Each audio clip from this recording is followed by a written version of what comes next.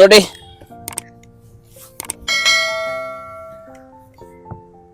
ಕೆಲವು ಬೆಂಡೆದ್ದು ಬೀಜಗಳು ಹಾಕಿದ್ದೆ, ಊರಿದ್ದು ಬೆಂಡೆ ಮೊನ್ನೆ ತೋರಿಸಿದ್ದೆ ನೋಡಿ.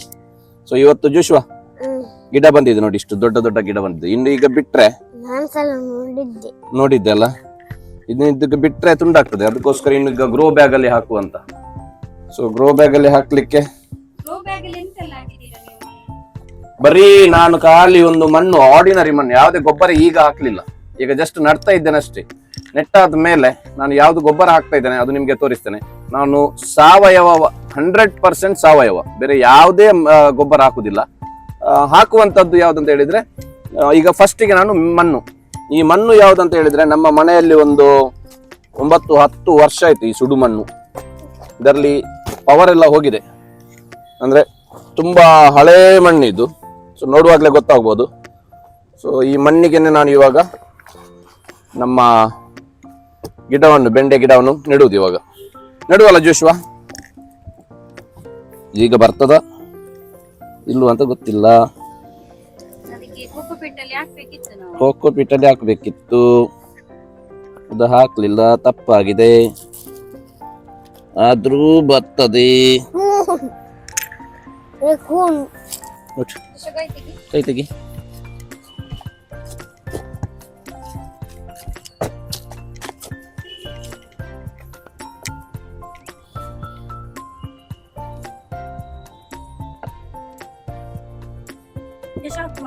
ಮಣ್ಣಾಕು ಹೀಗೆ ಸಾಕು ಬಿಡು. ಮೇಲೆ ಮೇಲೆ ಅದಕ್ಕೆ ನೋವಾಗಬಾರ್ದು. ಸೊ ಇದಕ್ಕೆ ನೋಡಿ, ನಾನೊಂದು ಗ್ರೋ ಬ್ಯಾಗ್ ಅಲ್ಲಿ ಅರ್ಧ ಮಣ್ಣನ್ನು ಮಾತ್ರ ಹಾಕಿದ್ದೇನೆ, ಫುಲ್ ಮಣ್ಣು ಹಾಕ್ಲಿಲ್ಲ. ಸೊ ಇಷ್ಟು ಮಣ್ಣು ಹಾಕಿ ಇನ್ನು ಅದಕ್ಕೆ ಏನಾದ್ರೂ ಗೊಬ್ಬರ ಎಲ್ಲ ಹಾಕ್ಬೇಕಾದ್ರೆ ಜಾಗ ಬೇಕು, ನೀರು ಹಾಕ್ಲಿಕ್ಕೆ ಜಾಗ ಬೇಕು. ಸೊ ಹೀಗೆ ಮಾಡಿದ್ದೇನೆ, ನೋಡುವ ಹೇಗೆ ಬರ್ತದಂತ. ನಿಮ್ಮೆಲ್ಲರ ಒಂದು ಶುಭ ಹಾರೈಕೆ ನಮ್ಮ ಜೋಶ್ವನ್ಗೆ ಇರ್ಲಿ ಅಲ್ವಾ? ಜೋಶ್ವಾ ಅಲ್ವಾ? ಅಲ್ಲ, ನಮ್ಮ ನಡೆ ಸಾವಯವ ಕೃಷಿಯ ಕಡೆ. ಇದನ್ನೆಲ್ಲ ನೆಡುವ. ಇವತ್ತು ತುಂಬಾ ನೆಡ್ಲಿಕ್ಕುಂಟು. 20 ಬೆಂಡೆ ಗಿಡಗಳು.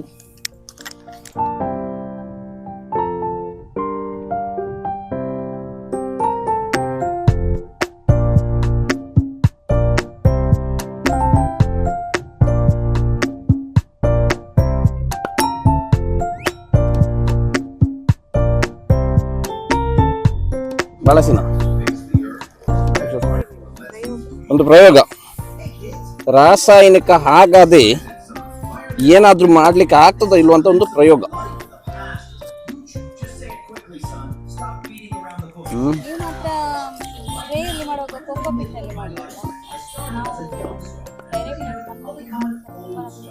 ಸ್ವಲ್ಪ ತೆಗಿಲಿಕ್ಕೆ ಕಷ್ಟ ಆಯ್ತು, ಆದ್ರೂ ತೊಂದರೆ ಇಲ್ಲ. ತೆಗಿಲಿಕ್ಕೆ ಒಂದು ನ್ಯಾಕ್ ಸಿಕ್ಕುವ ತನಕ.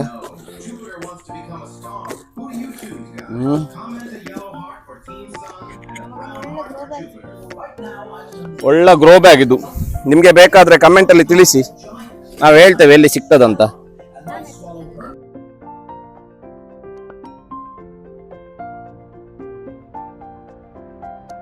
ಮನೆಗೆ ಬೇಕಾಗಿರುವಂತಹ ತರಕಾರಿಯನ್ನು ಒಂದು ಮಾಡುವ ಎಂಬುವಂಥದ್ದು ಜೋಶ್ವನ ಜೊತೆ ಸೇರಿ ಒಂದು ಪ್ರಯತ್ನ. ಸೊ ಆ ಗೊಬ್ಬರ ಹೇಗೆ ಉಂಟು, ಅದರದ್ದು ರಿಸಲ್ಟ್ ಎಲ್ಲ ನಾವು ನಿಮ್ಗೆ ತೋರಿಸ್ತೇವೆ ನೋಡಿ.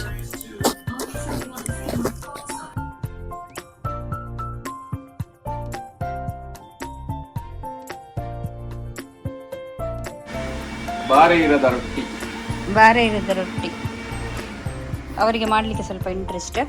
ಹಾಗೆ ನಮಗೆ ಇವತ್ತು ಇನ್ನು ಮಳೆ ಬಿದ್ದಿತ್ತಲ್ಲ, ಹಾಗೆ ಮಳೆಗೆ ಒಂದು ಒಲೆಯದ್ದು ಒಂದು ರೊಟ್ಟಿ, ಮಳೆಗೆ ಒಂದು ಬಾರೆ ಹಿರೆಯ ರೊಟ್ಟಿ ಅಲ್ಲ, ಬಕ್ರೆ ಇಲ್ಲೆಲ್ಲ ರೆಡಿ ಮಾಡಿ ಇಟ್ಟಿದ್ದೇವೆ. ಇನ್ನು ಒಂದೊಂದೇ ಕುಕಿಂಗ್ ಮಾಡೋದು.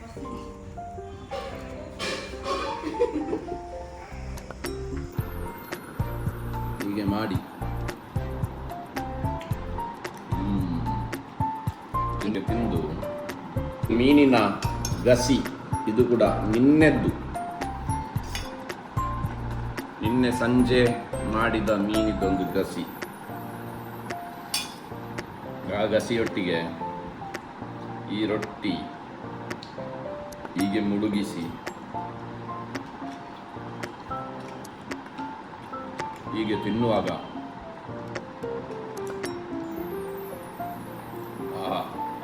ಅದರೊಟ್ಟಿಗೆ ಬಿಸಿ ಬಿಸಿ ಒಂದು ಚಾ ಹೀಗೆ ಕುಡಿದು ಒಂದು ಶ್ವಾಸ ಬಿಟ್ಟಾಗ ಅದರಲ್ಲಿ ಸಿಗುವಂತಹ ಒಂದು ಮಜಾ ಉಂಟಲ್ಲ, ವರ್ಣನೆ ಮಾಡಲಿಕ್ಕೆ ಸಾಧ್ಯನೇ ಇಲ್ಲ. ನಮ್ಮ ಬಾಲ್ಯತನದ ಇದೆಲ್ಲ ನೆನಪು ನಿಮಗೆ ಒಮ್ಮೆ ನೆನಪು ಮಾಡಿದ್ದು. ಮಳೆಗಾಲ ಶುರುವಾಯಿತು, ನಿನ್ನೆಯಿಂದ ಮಳೆ ಬೀಳಲಿಕ್ಕೆ ಸ್ಟಾರ್ಟ್ ಆಗಿದೆ. ಬಿಸಿ ಬಿಸಿ ಒಲೆಯಲ್ಲಿ ಒಂದು ರೊಟ್ಟಿ ಮಾಡಲಿಕ್ಕೆ ಸ್ಟಾರ್ಟ್ ಮಾಡಿ. ಹಿಂದಿನ ದಿವಸದ್ದು ಬೂತೈದು ಗಸಿ, ಬಂಗಡಿದ್ದು ಗಸಿ ಇದೆಲ್ಲ ಸಿಕ್ಕಿದ್ರೆ ಸ್ವರ್ಗವೇ ಸ್ವರ್ಗ.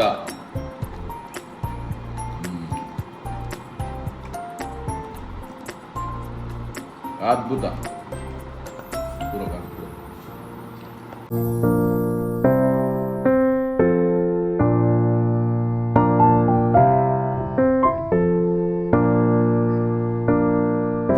ಹಾಗೆ ಇವತ್ತು ಬೇಗ ಎದ್ದಿದ್ದೀನಿ. ಬೇಗ ಎದ್ದುಬಿಟ್ಟು ಇವತ್ತು ಪಿಕ್ಕಲಿದ್ದು ನನಗೆ ಆರ್ಡರ್ ಇತ್ತು. ಒಂದು 10 kg ಈ ಬೂತಾಯಿ ಮೀನು ಹೇಳ್ತೀವಿ ನೋಡಿ, ಸ್ಯಾರ್ಡಿನ್ ಫಿಶ್, ಅದರದ್ದು ಆರ್ಡರ್ ಇತ್ತು. ಹಾಗಾಗಿ ಇದನ್ನು ನಾವು ಮಾಡುವಂಥ ಸಮಯದಲ್ಲಿ ಬಲ್ಕಲ್ಲೇ ಮಾಡುವಂಥದ್ದು. ಅದಕ್ಕೋಸ್ಕರ ನಾವು ಒಟ್ಟಿಗೆ 10 kg ಎಲ್ಲ ತೊಗೊಂಡು ಬರೋದು. ಹಾಗೆ ಇದನ್ನು ಮಾಡ್ತಾ ಇರಬೇಕಾದ್ರೆ ನಮಗೆ ಇವಾಗೆಲ್ಲ ನಿಮಗೆ ಗೊತ್ತಿರ್ಬೋದು, ಈ ಒಂದು ಸೀಸನಲ್ಲಿ ಒಳ್ಳೆ ಮೊಟ್ಟೆ ಇರುವಂತಹ ಬೂತಾಯಿ ಮೀನೇ ನಮಗೆ ಸಿಗುತ್ತೆ. ಹಾಗಾಗಿ ನಾವು ಒಂದು ರೆಸಿಪಿ ಹಾಕಿದ್ವಿ, ಈ ಬೂತಾಯಿ ಮೀನಿದ್ದು ಮೊಟ್ಟೆ ಇದೆ ನೋಡಿ, ಅದರದ್ದು ಒಂದು ರೆಸಿಪಿ ಫ್ರೈ ಅಂತೇಳಿ ನಾವು ಹಾಕಿದ್ವಿ. ತುಂಬ ಮಂದಿ ನಮಗೆ ನಾವು ಸುಳ್ಳು ಹೇಳ್ತಾ ಇದ್ದೀವಿ ಅಂತೇಳಿ ಹೇಳ್ತಾ ಇದ್ರು. ಇಲ್ಲ, ನಿಜವಾಗ್ಲೂ ನಾವು ಅಂತ ಹೇಳಿದ್ರೆ ಬಲ್ಕಲ್ಲಿ ತರುವಂಥ ಸಮಯದಲ್ಲಿ ನಮಗೆ ಈ ರೀತಿ ಅದರ ಮೊಟ್ಟೆ ಸಿಗುತ್ತೆ. ನೀವು ಸಪ್ರೇಟಾಗಿ ಹೋಗಿ ತೊಗೊಂಡು ಬರ್ತೀವಿ ಅಂತ ಹೇಳಿದರೆ ಸ್ವಲ್ಪ ಕಷ್ಟ ನಿಮಗೆ ಸಿಗಲಿಕ್ಕೆ. ಯಾಕಂತ ಹೇಳಿದರೆ ಧಕ್ಕೆಗೆ ಹೋಗುವಂಥ ಸಮಯದಲ್ಲಿ ಯಾರಾದರೂ ಈ ರೀತಿ ಪರ್ಚೇಸ್ ಮಾಡೋರು ಡೈರೆಕ್ಟಾಗಿ ಧಕ್ಕೆಗೆ ಹೋದರೆ ಇದೆಯಲ್ಲ, ಅವರು ಅಲ್ಲೇ ಅದನ್ನು ಕ್ಲೀನ್ ಮಾಡಿಬಿಟ್ಟು ಅದರ ಮೊಟ್ಟೆನೆಲ್ಲ ತೆಗೆದು ಆವಾಗಲೇ ಅವರು ಪರ್ಚೇಸ್ ಮಾಡ್ತಾರೆ. ಹಾಗಾಗಿ ಸಿಗೋದೇ ಕಷ್ಟ. ನಾವು ಈ ರೀತಿ ಬಲ್ಕಲ್ಲಿ ತಗೊಂಡು ಬರ್ತೀವಲ್ವ, ಹಾಗೆ ನಮಗೆ ಸ್ವಲ್ಪ ಸಿಗುತ್ತೆ. ಅದು ಜುಶ್ವನಿಗೆ ತುಂಬ ಇಷ್ಟ. ನಾವು ಅದರ ಏನಾದರೂ ಒಂದಲ್ಲ ಒಂದು ರೀತಿಯಾದಂಥ ರೆಸಿಪಿಯನ್ನು ಮಾಡ್ತಾ ಇರ್ತೀವಿ. ಹಾಗೆ ನಂದು ಮೀನಿಲ್ಲಿ ಆಲ್ರೆಡಿ ಕ್ಲೀನಿಂಗ್ ಎಲ್ಲ ಮಾಡಿ ಆಗಿತ್ತು. ಇವಾಗ ಕಟ್ಟಿಂಗ್ ಮಾಡ್ಕೊಳ್ತಾ ಇದ್ದೀನಿ. ಕಟ್ಟಿಂಗ್ ಮಾಡಿ ಆದ ನಂತರ ಇನ್ನು ಪ್ರಿಪ್ರೇಷನ್ ಸ್ಟಾರ್ಟ್ ಮಾಡಬೇಕು. ಅದಕ್ಕಿಂತ ಮುಂಚೆ ಸ್ವಲ್ಪ ಕಿಚನೆಲ್ಲ ಕ್ಲೀನ್ ಮಾಡ್ಕೊಳ್ಳೋಣ. ಹಾಗೆಯೇ ಇಲ್ಲಿ ಹೊರಗಡೆ ನಿಮಗೆ ಗೊತ್ತಿರ್ಬೋದು, ಬೂತಾಯಿ ಮೀನು ಅಂತ ಹೇಳಿದರೆ ಈ ಒಂದು ಮೀನು ತೊಗೊಂಡು ಬಂದರೂ ಕೂಡ ಅದರದ್ದು ಒಂದು ಸ್ವಲ್ಪ ಕೆಲಸ ಅದರದ್ದು ಕ್ಲೀನಿಂಗ್ ಸ್ಟಾರ್ಟ್ ಮಾಡಿದರೆ ಸ್ವಲ್ಪ ಅದರದ್ದು ಸ್ಮೆಲ್ ಬರುತ್ತೇನೆ ಮೀನಿದ್ದು ವಾಸನೆ ಇದ್ದೇ ಇರುತ್ತೆ. ಆದರೆ ನಾನು ಇಲ್ಲಿ ಒಮ್ಮೆ ಕ್ಲೀನ್ ಮಾಡಿ ಆದರೆ ಇದೆಯಲ್ಲ, ನಿಜವಾಗ್ಲೂ ನನಗೆ ಸ್ವಲ್ಪ ಸಮಾಧಾನ ಆಗುತ್ತೆ. ಇಲ್ಲದಿದ್ದರೆ ನಾವು ಆಚೆ ಈಚೆ ಹೋಗ್ತಾ ಇರಬೇಕಾದ್ರೆ ಗಲೀಜಿದ್ರೆ ಅದು ಸರಿಯಾಗೋದಿಲ್ಲ ಅಂಥೇಳಿ ನಾನು ಮೊದಲಿಗೆ ಇಲ್ಲಿ ಮೀನನ್ನು ಕಟ್ ಮಾಡಿಬಿಟ್ಟು ನಂತರ ಮ್ಯಾರಿನೇಷನ್ ಮಾಡಿ ಇಡಲಿಕ್ಕಿದೆ ನನಗೆ. ಹಾಗಾಗಿ ಆ ಒಂದು ಕೆಲಸವನ್ನು ಮಾಡಿಬಿಟ್ರೆ ದೊಡ್ಡ ಕೆಲಸ ಆದ ಹಾಗೆ. ನಂತರ ನಮಗೆ ಏನು ಬೇಕಾದರೂ ನಂದು ಬಾಕಿದ ಕೆಲಸ ಆರಾಮದಲ್ಲಿ ಮಾಡ್ಕೊಳ್ಬೋದು ಅಂತೇಳಿ ನಾನು ಮೊದಲಿಗೆ ಇವಾಗ ಮೀನನ್ನು ಮ್ಯಾರಿನೇಟ್ ಮಾಡಲಿಕ್ಕೆ ಇಟ್ಟು ಇಲ್ಲಿ ಫುಲ್ ಕ್ಲೀನ್ ಮಾಡ್ಕೊಳ್ತೀನಿ ಅಂತ ಹೇಳಿ ನಾನು ಇಲ್ಲಿ ಕ್ಲೀನಿಂಗನ್ನು ಮಾಡ್ಕೊಳ್ತಾ ಇದ್ದೀನಿ. ಸೊ ನಾವಿಲ್ಲಿ ಹೊರಗಡೆನೇ ಕ್ಲೀನಿಂಗನ್ನೆಲ್ಲ ಮಾಡ್ಕೊಳ್ಳುವಂಥದ್ದು, ಒಳಗಡೆ ಏನು ಸಹ ಕೊಂಡೋಗೋದಿಲ್ಲ. ಯಾಕಂತ ಹೇಳಿದ್ರೆ ಸ್ವಲ್ಪ ಅದರದ್ದು ಸ್ಮೆಲ್ ಬರ್ತಾ ಇರುತ್ತೆ. ಹಾಗಾಗಿ ಹಾಗೆಯೇ ತುಂಬ ಕ್ವಾಂಟಿಟಿಯಲ್ಲಿ ಸ್ವಲ್ಪ ಜಾಸ್ತಿನೇ ಇರೋದ್ರಿಂದ ಇಲ್ಲಿ ಕಂಫರ್ಟೇಬಲ್ ಕೂಡ ಆಗುತ್ತೆ. ಇಲ್ಲಿ ನಮಗೆ ನೀರಲ್ಲಿ ವಾಶ್ ಮಾಡಲಿಕ್ಕಾಗಿರ್ಬೋದು, ಕಟ್ಟಿಂಗ್ ಚಾಪಿಂಗ್ ಎಲ್ಲ ನಾವು ಜಾಸ್ತಿಯಾಗಿ ಹೊರಗಡೆನೇ ಮಾಡೋದು. ಹಾಗೆ ಇದನ್ನು ಕೂಡ ನಾನು ಹೊರಗಡೆನೇ ಮಾಡ್ಕೊಳ್ತೀನಿ. ನಂತರ ಇವಾಗ ನನಗೆ ಇದನ್ನು ಫ್ರೈ ಮಾಡಲಿಕ್ಕೆಲ್ಲ ಇದೆ. ಹಾಗಾಗಿ ಪಾತ್ರೆಗೆಲ್ಲ ನಾವು ಈ ಒಲೆಯಲ್ಲಿ ಮಾಡ್ತಾ ಇರಬೇಕಾದ್ರೆ ಈ ಬೂದಿ ಮತ್ತು ಸಬೀನವನ್ನು ಹಾಕಿ ಹೊರಗಡೆ ಎಲ್ಲ ನಾನು ಚಂದ ಮಾಡಿ ಅದನ್ನು ಒರೆಸ್ಕೊಳ್ತೀನಿ. ನಂತರ ನಾನು ಒಲೆಯಲ್ಲಿ ಇಡ್ತೀನಿ. ಯಾಕಂತ ಹೇಳಿದರೆ ನಮಗೆ ವಾಶ್ ಮಾಡುವಂಥ ಸಮಯದಲ್ಲಿ ಕ್ಲೀನಾಗಿ ಸ್ವಲ್ಪ ಈಸಿಯಾಗಿ ನಮಗೆ ವಾಶ್ ಮಾಡಲಿಕ್ಕೆ ಆಗುತ್ತೆ. ಡೈರೆಕ್ಟಾಗಿ ನಾವು ಒಲೆಯಲ್ಲಿ ಇಟ್ಟರೆ ಅದನ್ನು ಕ್ಲೀನ್ ಮಾಡಲಿಕ್ಕೆ ಅದನ್ನು ವಾಶ್ ಮಾಡಲಿಕ್ಕೆಲ್ಲ ಆಗೋದಿಲ್ಲ. ತುಂಬ ಕಷ್ಟ, ತುಂಬ ಟೈಮ್ ತೊಗೊಳುತ್ತೆ ಕೂಡ. ಹಾಗೆ ಅದರದ್ದೊಂದು ಲುಕ್ಕು ಕೂಡ ಚೇಂಜ್ ಆಗುತ್ತೆ ಪಾತ್ರೆದು. ಹಾಗೆ ನಾನು ಮೊದಲಿಗೆ ಸಬೀನ ಮತ್ತು ಬೂದಿಯನ್ನು ಹಚ್ಕೊಳ್ತೀನಿ. ನಂತರ ಇಲ್ಲಿ ಇವಾಗ ಕೆಲವೊಂದು ಪಾತ್ರೆ ಎಲ್ಲ ಬಾಕಿ ಇದೆ ನೋಡಿ, ಅದನ್ನೆಲ್ಲ ಕ್ಲೀನ್ ಮಾಡ್ಕೊಳ್ತಾ ಇದ್ದೀನಿ. ಹಾಗೆ ನಿಮ್ಮ ಜೊತೆಗೆ ನಾನು ಶೇರ್ ಮಾಡಲಿಕ್ಕಿದ್ದೆ ಫ್ರೆಂಡ್ಸ್, ಯಾರೆಲ್ಲ ನನ್ನ ಚಾನಲನ್ನು ಫಸ್ಟ್ ಟೈಮ್ ನೋಡ್ತಾ ಇದ್ದೀರಾ ನೋಡಿ ಅಂಥವರಿಗೆ ಹೇಳುವಂಥದ್ದು, ಪ್ಲೀಸ್ ನನ್ನ ಚಾನಲ್ಗೆ ಸಬ್ಸ್ಕ್ರೈಬ್ ಮಾಡಿ. ಹಾಗೆಯೇ ನಾನು ತುಂಬ ಕಷ್ಟದಲ್ಲಿ ನಾನು ವೀಡಿಯೋಸನ್ನು ಮಾಡಲಿಕ್ಕೆ ಟ್ರೈ ಮಾಡ್ತಾ ಇದ್ದೀನಿ. ಯಾಕಂತ ಹೇಳಿದ್ರೆ ತುಂಬ ನನಗೆ ಟೈಮೇ ಸಾಕಾಗೋದಿಲ್ಲ ಇತ್ತೀಚಿನ ದಿನಗಳಲ್ಲಿ ವೀಡಿಯೋಸ್ ಮಾಡಿ ನಾನು ತೆಗೆದಿಟ್ಟಿರ್ತೀನಿ, ಆದರೆ ನನಗೆ ಅದನ್ನು ಎಡಿಟ್ ಮಾಡಿ ಹಾಕಲಿಕ್ಕೆ ತುಂಬ ಕಷ್ಟ ಆಗುತ್ತೆ ಅಂತೇಳಿ ಹೇಳ್ಬೋದು.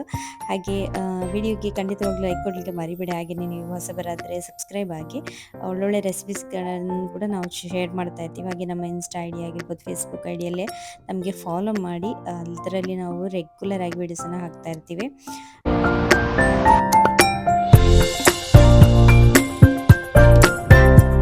ಇವಾಗ ತುಂಬ ಮಂದಿಗೆ ಗೊತ್ತಿದೆ ನಾವು ಪಿಕಲ್ಸನ್ನೆಲ್ಲ ನಾನ್ ವೆಜ್ ಪಿಕಲ್ಸನ್ನು ಮಾಡ್ತಾ ಇದ್ದೀವಿ. ಹಾಗೆಯೇ ನಾವು ಈ ಹಂದಿ ಮಾಂಸವನ್ನು ಸಾಲ್ಟೆಡ್ ಪೋಕನ್ನು ಕೂಡ ಮಾಡ್ತಾ ಇದ್ದೀವಿ ಅಂತೇಳಿ ತುಂಬ ಮಂದಿಗೆ ಗೊತ್ತಿದೆ.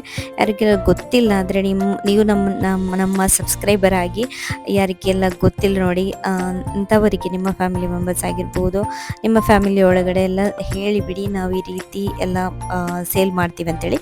ಆವಾಗ ಅವರಿಗೆ ಕೂಡ ಅಬ್ರಾಡಲ್ಲೇ ಹೋಗೋರಿದ್ದರೆ ಅವರಿಗೆಲ್ಲ ತುಂಬ ಖುಷಿಯಾಗುತ್ತೆ. ಈ ರೀತಿ ಎಲ್ಲ ನಾವು ಅವರಿಗೆ ರೆಡಿ ಮಾಡಿ ಕೊಟ್ಟರೆಲ್ಲ ತುಂಬ ಅವ್ರದ್ದು ಟೈಮ್ ಕೂಡ ಸೇವ್ ಆಗುತ್ತೆ.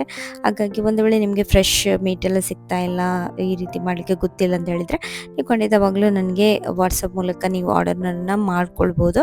ನಿಮ್ಮ ರಿಕ್ವೈರ್ಮೆಂಟ್ ಪ್ರಕಾರನೇ ನಾವು ಸೆಂಡ್ ಮಾಡ್ತೀವಿ ಅಂತೇಳಿ ಹೇಳಿಕ್ಕೆ ಇಷ್ಟಪಡ್ತೀನಿ. ಹಾಗೆ ಇಲ್ಲಿ ನೋಡ್ಬೋದು ಫುಲ್ ಕ್ಲೀನಿಂಗ್ ಮಾಡ್ಕೊಳ್ತಾ ಇದ್ದೀನಿ. ನನಗೆ ಸ್ವಲ್ಪ ಕೂಡ ಸ್ಮೆಲ್ಲೆಲ್ಲ ಬರಬಾರ್ದು, ಅದಕ್ಕೋಸ್ಕರ ಸ್ವಲ್ಪ ಈ ಶ್ಯಾಂಪು ಇದೆ ನೋಡಿ ಅದರದ್ದು ನೀರನ್ನು ಹಾಕಿಬಿಟ್ಟು ನಾನು ಫುಲ್ ಕ್ಲೀನ್ ಮಾಡ್ಕೊಳ್ತಾ ಇದ್ದೀನಿ. ಹಾಗೆ ಇದಾದ ನಂತರ ನಾನು ಕಿಚನನ್ನು ಕೂಡ ಕ್ಲೀನ್ ಮಾಡ್ಕೊಳ್ಬೇಕು. ಒಮ್ಮೆ ಪದಾರ್ಥ ಸ್ಟಾರ್ಟ್ ಮಾಡೋ ಮುಂಚೆ, ನಂತರ ಎಂಡ್ ಮಾಡುವಾಗ ಹೇಗಾದರೂ ಕ್ಲೀನ್ ಮಾಡುವಂಥ ಕೆಲಸ ಇದ್ದೇ ಇರುತ್ತೆ. ಆದರೆ ಮೊದಲಿಗೆ ನಾವು ಶುರು ಮಾಡುವಾಗ ನನಗೆ ಕ್ಲೀನ್ ಆಗಿರಬೇಕು. ಯಾಕಂತ ಹೇಳಿದರೆ ನಾವೊಂದು ಪ್ರಾಡಕ್ಟನ್ನು ನಮ್ಮ ಕಸ್ಟಮರ್ನವರಿಗೆಲ್ಲ ನಾವು ಕೊಡಲಿಕ್ಕಿದೆ, ಆ ಒಂದು ರೀಸನಿಗೆ ಆಗಿರ್ಬೋದು. ಹಾಗೆಯೇ ನನಗೆ ಸ್ವಲ್ಪ ನೀಟ್ ಆ್ಯಂಡ್ ಕ್ಲೀನ್ ಇದ್ದರೆ ಕಿಚನ್ ತುಂಬ ಇಷ್ಟ. ಅದಕ್ಕೋಸ್ಕರ ನಾನು ಮೊದಲಿಗೆ ಕಿಚನನ್ನು ಕೂಡ ಕ್ಲೀನ್ ಮಾಡ್ಕೊಂಡ್ಬಿಟ್ಟು ನಂತರ ನಾನು ನಂದು ಈ ಪಿಕ್ಕಲ್ ಏನಿದೆ ನೋಡಿ ಅದನ್ನು ಸ್ಟಾರ್ಟ್ ಮಾಡ್ಕೊಳ್ತೀನಿ ಅಂತೇಳಿ ಇಲ್ಲಿ ಇವಾಗ ಕ್ಲೀನಿಂಗನ್ನು ಮಾಡ್ಕೊಳ್ತಾ ಇದ್ದೀನಿ.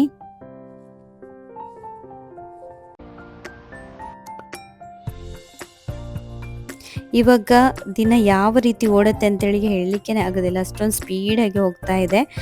ನನಗೆ ಬೆಳಿಗ್ಗೆ ಜಶ್ವನಿಗೆ ಶಾಲೆಗೆ ಡ್ರಾಪ್ ಮಾಡೋ ತನಕ ಅಲ್ಲಿ ಕೆಡಿಬಿಡಿ ಆದರೆ ನಂತರ ಸಂಜೆ ಬಂದ ನಂತರ ನಾನು ಅವನ ಜೊತೆನೇ ಟೈಮ್ ಸ್ಪೆಂಡ್ ಮಾಡಲಿಕ್ಕೆ ಇಷ್ಟಪಡ್ತೀನಿ. ನಾವು ಸ್ವಲ್ಪ ಹೊರಗಡೆ ಹೋಗ್ತೀವಿ, ಒಂದು ಸೈಕಲ್ ಬಿಡ್ತಾನೆ, ಹಾಗೆಯೇ ಅವನು ಸಣ್ಣ ಪುಟ್ಟ ವೀಡಿಯೋಸನ್ನೆಲ್ಲ ಮಾಡಿ ಹಾಕ್ತಾ ಇದ್ದೀವಿ ನಾವು. ಒಂದು ಕೂಡ ಇನ್ಸ್ಟಾಗ್ರಾಮಲ್ಲಿ ನನ್ನ ಸ್ಟೋರಿ ಎಲ್ಲ ಹಾಕ್ತೀನಿ, ನೀವು ಚೆಕ್ ಮಾಡ್ಕೊಳ್ಬೋದಾಯ್ತು. ಅಲ್ಲಿ ಅವನು ತುಂಬ ಫನ್ನಿಯಾಗಿ ಮಾತನಾಡುವಂಥದ್ದು, ಒಂದು ಕ್ಯೂಟ್ ಮೆಮೊರೀಸ್ ಥರ ನಾನು ಅದನ್ನು ಶೇರ್ ಮಾಡಿದ್ದೀನಿ, ನೀವು ನೋಡ್ಬೋದು. ಗಮ್ಮತ್ತಾಗುತ್ತೆ ಅವನು ಮಾತನಾಡುವಾಗ. ಹಾಗೆ ಅವನ ಜೊತೆಗೆ ನಾನು ಜಾಸ್ತಿಯಾಗಿ ಟೈಮನ್ನು ಸ್ಪೆಂಡ್ ಮಾಡಲಿಕ್ಕೆ ಇಷ್ಟಪಡ್ತೀನಿ. ಸಂಜೆ ಹೊತ್ತು ಇಡೀ ದಿನ ನಾವು ಇದರಲ್ಲೇ ಮುಳುಗಿರ್ತೀವಿ ಅಂತ ಹೇಳಿ ನಾನು ಅವನಿಗೆ ಸ್ವಲ್ಪ ಹೊತ್ತಾದರೂ ಟೈಮ್ ಕೊಡಲಿಕ್ಕೆ ಟ್ರೈ ಮಾಡ್ತೀನಿ. ನಂತರ ಇವತ್ತು ಇನ್ನು ನಾನು ಈ ಒಂದು ಬೂತಾಯಿ ಮೀನನ್ನು ಸ್ಟಾರ್ಟ್ ಮಾಡಬೇಕು ಪಿಕ್ಕಲ್ ಮಾಡಲಿಕ್ಕೆ. ಅದನ್ನು ಮ್ಯಾರಿನೇಷನ್ ಮಾಡಲಿಕ್ಕೆ ಇದೆ. ಸೊ ಆ ಮ್ಯಾರಿನೇಷನನ್ನು ಮಾಡಿಕೊಂಡು ಒಳಗಿಟ್ಟಿದ್ದೀನಿ. ನಂತರ ಇವಾಗ ಇದನ್ನೆಲ್ಲ ಕ್ಲೀನ್ ಮಾಡಿಬಿಟ್ಟು ನಂತರ ಕುಕ್ಕಿಂಗನ್ನು ಸ್ಟಾರ್ಟ್ ಮಾಡ್ಕೊಳ್ಳೋಣ ಅಂತ ಹೇಳಿ.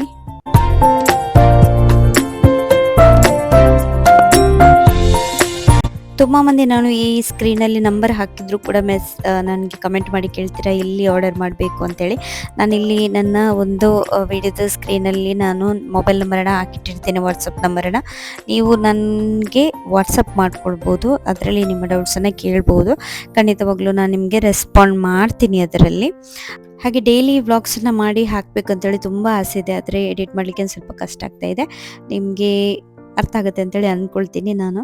ಖಂಡಿತವಾಗ್ಲೂ ನಿಮ್ಮ ಸಪೋರ್ಟ್ ನನಗೆ ಇದೇ ರೀತಿ ಇರಲಿ ನಮ್ಮ ಜೊತೆಗೆ. ಹಾಗೆ ಇನ್ನಷ್ಟು ಹೊಸ ರೆಸಿಪೀಸ್ಗಳೊಂದಿಗೆ ನಾವು ಖಂಡಿತವಾಗ್ಲೂ ಬರಲಿಕ್ಕಿದ್ದೀವಿ.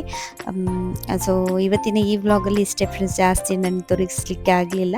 ಹಾಗೆ ಇವತ್ತಿನ ಈ ವ್ಲಾಗ್ ನಿಮಗೆ ಇಷ್ಟ ಆಗಿರ್ಬೋದು ಅಂತ ಭಾವಿಸ್ತೀನಿ. ಇಷ್ಟವಾದರೆ ಲೈಕ್ ಮಾಡಿ, ಶೇರ್ ಮಾಡಿ, ಹಾಗೆಯೇ ಕಾಮೆಂಟ್ ಮಾಡಲಿಕ್ಕೆ ಮರಿಬೇಡಿ. ನೀವು ಯಾವ ಊರಿಂದ ನೋಡ್ತಾ ಇದ್ದೀರಾ, ಹಾಗೆಯೇ ಒಂದು ಸಣ್ಣ ನಿಮ್ಮ ಹಾರ್ಟನ್ನು ಕೂಡ ನನಗೆ ಕಳಿಸಿ.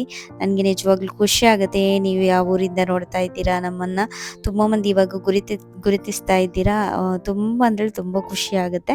ಸೊ ನಿಮ್ಮ ಈ ಒಂದು ಆಶೀರ್ವಾದಕ್ಕೆ ಖಂಡಿತವಾಗ್ಲೂ ನಾನು ಚಿರಋಣಿ ಅಂತ ಹೇಳಿಕ್ಕೆ ಇಷ್ಟಪಡ್ತೀನಿ. ಹಾಗೆ ಒಂದು ವೇಳೆ ನೀವು ನನ್ನ ಯಾವುದಾದ್ರೂ ಪ್ರಾಡಕ್ಟನ್ನು ಟೇಸ್ಟ್ ಮಾಡಲಿಕ್ಕಿದ್ರೆ ನಾನು ಕೊಟ್ಟಿರುವಂತಹ ನಂಬರಿಗೆ ಕಾಲ್ ಮಾಡಿ ನೀವು ಆರ್ಡರನ್ನು ಮಾಡ್ಕೊಳ್ಬೋದು.